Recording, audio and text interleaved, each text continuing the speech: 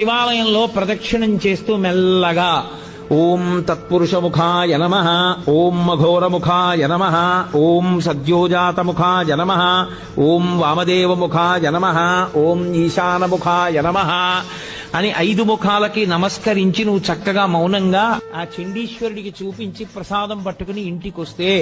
పరిపూర్ణమైనటువంటి శివానుగ్రహాన్ని నువ్వు పొందుతావు. శివాలయంలో ప్రదక్షిణం చేస్తూ మెల్లగా ఓం తత్పురుషముఖాయ నమః, ఓం మఘోరముఖాయ నమః, ఓం సద్యోజాతముఖాయ నమః, ఓం వామదేవముఖాయ నమః, ఓం ఈశానముఖాయ నమః అని 5 ముఖాలకి నమస్కరించి నువ్వు చక్కగా మౌనంగా ఆ చండీశ్వరుడికి చూపించి ప్రసాదం పట్టుకుని ఇంటికొస్తే పరిపూర్ణమైనటువంటి శివానుగ్రహాన్ని నువ్వు పొందుతావు. శివాలయంలో ప్రదక్షిణం చేస్తూ మెల్లగా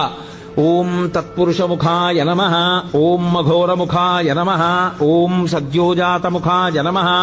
ఓం వామదేవముఖాయ నమః, ఓం ఈశానముఖాయ నమః అని 5 ముఖాలకి నమస్కరించి నువ్వు చక్కగా మౌనంగా ఆ చండీశ్వరుడికి చూపించి ప్రసాదం పట్టుకుని ఇంటికొస్తే